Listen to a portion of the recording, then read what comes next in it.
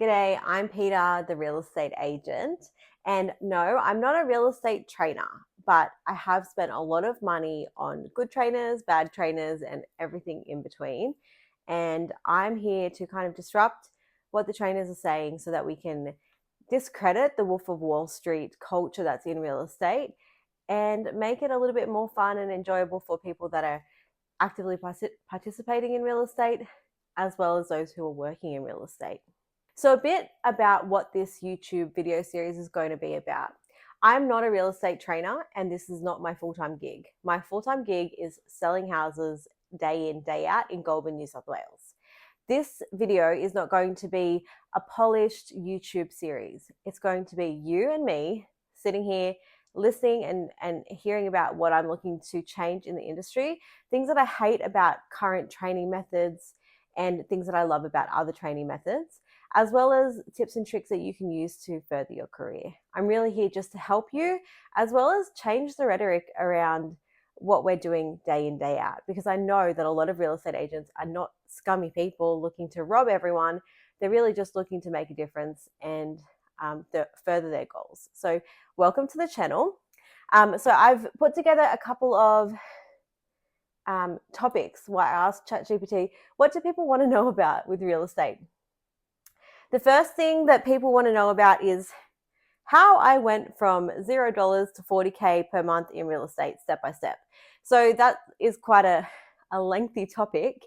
And you have to note that it's $40,000 gross commission. So that's not what I have at the end of the day.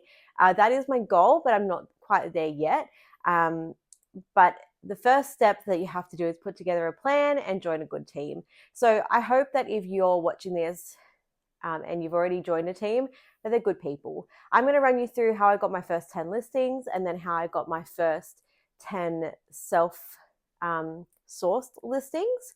And then I'll give you a step-by-step guide on what you can do. So I've got my list of listings here. So the first sales that I had, it's not in listing order because, you have listings come and go. Some won't even sell and some will take a while to sell.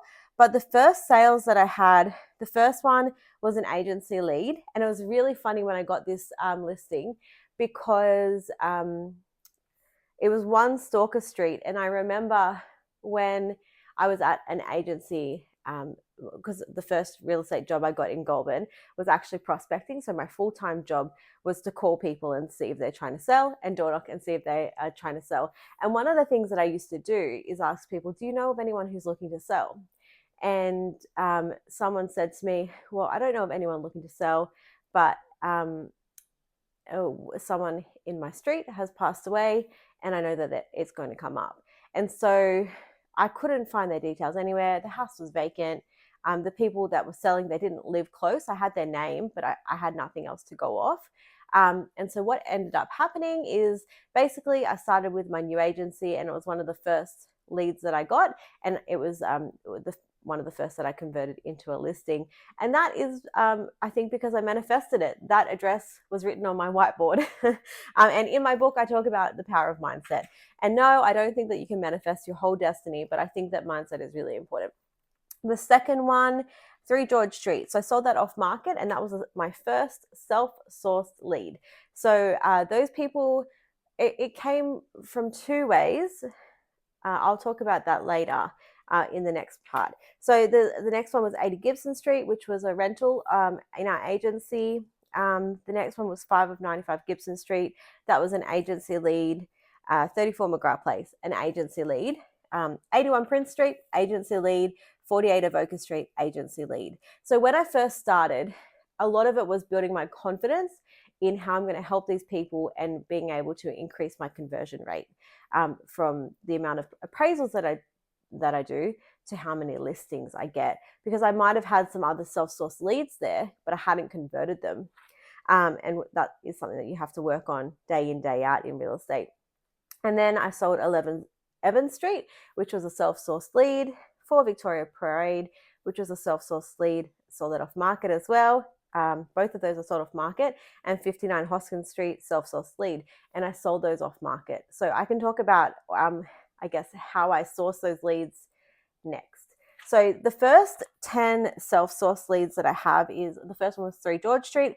So that one was kind of a dual effort. So I letterbox dropped the street, and as well as that, so at the same time, someone who had appraised the house and I didn't actually get the listing said, well, actually, Peter is quite a nice person to speak with. Maybe give her a call. So they had me and a couple of agents in, and they went with me, which was great. The next one, 11 Evans Street, that was actually a friend of mine who was looking to sell. We weren't great friends, but we had a good rapport, and she got to know me and felt that she could trust me.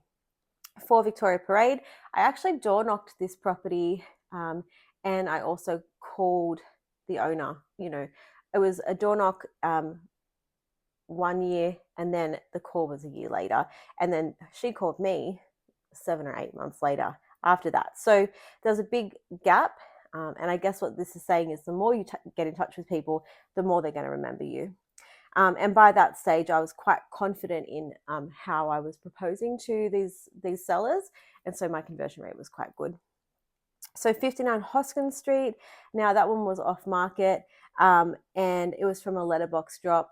And I remember I had a whole huge day of Saturday open homes, and the person called me and was like, oh, what do you think I could get for this property? And I said, oh, I gave them the price that I thought it could sell for. And what I didn't know is that they had actually been speaking to another agent, and that agent had told them that it would sell for $40,000 or $50,000 less. So I was able to get them more, and it was just because they found me through a letterbox drop. 5 Dimitri Street. So that owner actually called me because of reviews that I had listed online. So it's important when you start building momentum that you do get the reviews, because you will get call-ins from that. 40 Kelso Street. So that is a lovely owner that I have at the moment. But he was a buyer, and he just popped into the office one day, and I was there, and I said, yeah, I'll drive you around to all of these inspections. And so we went to all of the properties. We had a good chat, had a good rapport. And through that, we've built a lasting business relationship based on trust and mutual respect. It's been quite a good business relationship. The next one, 62 Fitzroy Street, met them at an open home, a great couple, absolutely loved working with them, and they wanted to buy a house that I was selling, and they needed to sell their house. So we worked through that, and that was quite a good outcome. The next, 82 View Street, that was a friend of mine actually from Sydney who recommended me to his parents, and that was an awesome sale. Another one that I think sold first weekend, or maybe off market, I can't quite remember. Then I had a property in Tallong, and that owner called me in, and another agent, and they just called me because I had another listing in the area. So it was really good. And then I had 10 Evans Street. Now that one I sold it off market as well. But the way that I found that lead is because someone I knew was like, oh, the house across the road has been vacant for a long time. I said, oh, well, I have someone who's looking to buy a renovator. I wonder if they would be looking to sell. And then she gave me their surname, and through word of mouth, I was able to find one of the relatives. And so I ended up getting that listing just through Sherlock Holmes skills. So they are my self-sourced leads when I first started. And I guess that will give you a good indicator. A lot of it is letterbox dropping, referrals, and just being out in the community. So I do have a whole plan of how you can get yourself into a position where people call you, they trust you. It's in my book, 90 Days to Paid, and it's actually on Amazon at the moment because I've advertised it as like it's on the cheapest thing that Amazon will let me sell it for, because I'm actually going to update it. Excuse my dog. There's actually a few things that I want to change or add to it. And so if you buy it on Amazon, make sure you send me proof that you've done it via email. And then that way I will send you the updated book via electronically once I get that. So go to peterbeedman.com.au, click the buy my book, and then follow the prompts, and I can send you an updated version once it comes through. But it's the cheapest at the moment that it's ever going to be. So if you want to buy it now. All right. So the questions are how I went from $0 to 40K per month in real estate. So it's there's a whole, I guess, process and procedure that I cover in my book. And it means that you build yourself as an expert in your field by getting to know the market and feeling confident talking and knowing what you as a person and as an agent are going to bring to the relationship between you and that owner. And the second thing is people can't list with you if they don't know you exist. So getting yourself out there in the community, and it doesn't have to be, oh, we call 500 people a day, or I've door knocked every person and harassed all these old ladies. Don't steal people's data or use what things like the software that's going around where it's all available to you. I think that's a bit yucky. I think if you're going to contact people, get their permission. And the way that you do that is by meeting them. So if you door knock a couple of houses a day, that's not going to kill you, and you get to meet a few people a day. If you letterbox drop and you talk to the people in the street when you're there, then that's a great way for people to get to know you. So I think if you really want to get started and you want to copy what I do, which hasn't caused me gray hair or anything like that, hasn't pushed me out of my comfort zone too much, potentially buy my book, super cheap on Amazon, and it has a whole plan there for you. But basically it's perseverance, it's knowing your market, and it's getting out there and making sure people know your face. The next thing is 90 days to your first real estate deal, the ultimate plan. Now, I don't think that there's any such thing as an ultimate plan. Some people will read my book and think, oh, it's not really for me. Some people will read my book and think, oh, that's perfect. So I think everyone's got their steps, and you would expect that in 90 days you would get between 2 and 4 listings. And if you play your cards right, that should get you out of the credit debit system quite quickly. So what you want to do is, get out in the community so that people know who you are and that you're providing a service.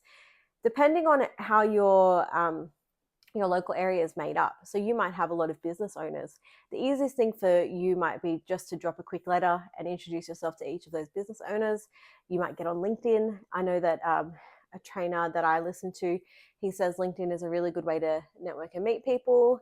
Another way that you can handle it is if you work with a really good agency, speak to the agents, because agents' energies, they ebb and flow. So, sometimes I'll be pretty exhausted or I'll have something on, and the people in my team, the more junior people, they cover for me and they can sell my houses and they earn money that way, and they get to speak to buyers and sellers. And so you can really, if that is your strategy, then utilize that. And the best way to do that is to let everyone know that you're open to help them, and set the expectations of what happens if you do help them. So if people allow you to do their open homes, make sure you turn up early, you provide really good feedback, meet everyone that you meet at the open home, shake their hand and say, hi, I'm Peter, I'm here to help you today. Please let me know if there are any questions. If you do have any questions that arise that you don't understand, as the agent, and it's going to happen, then take down their details and make sure you get an answer back to them. So that's what you can kind of do to start with, to get your first couple of listings, because people that come through those open homes, they might be sellers. And if someone tells you that they're selling, please don't just jump on them. There's a strategy that you can follow to nurture those people into becoming sellers, so you don't have to just jump down their throat. The first thing that you should always be doing is trying to serve people. So how do you best serve those buyers, and how do you show them that you're good to work with? Because it's not just about getting results for their sale, it's how are you serving them and helping them get where they need. So they're the kind of things that you can use to get listings in your first 90 days. And then there are other steps that you need to refine. So you need to understand how you're going to help the people that you're going to help, and what's your sales strategy, and how are you going to be the best person for that seller. So they're the kind of things that you have to learn, and then you have to be able to do what we're doing here and present it to those sellers so that they trust you and that they're going to follow your plan and ultimately engage your services. So they're the kind of things that I would start with in your first 90 days. Um, okay. How to make money in real estate with zero experience. We all have to start somewhere, and it's likely that when you start you're not going to have any experience in real estate. So what I would be doing is every spare minute you have, invest in training, so further developing your skills. Now training can look different to different people, but for me I invested in books and in training programs, so that when I'm out doing my letterbox dropping that I do nearly every day, I'm listening to a training program in one ear and looking out for sellers and buyers and homeowners, and whoever to say hello to and get everyone to know me in the area.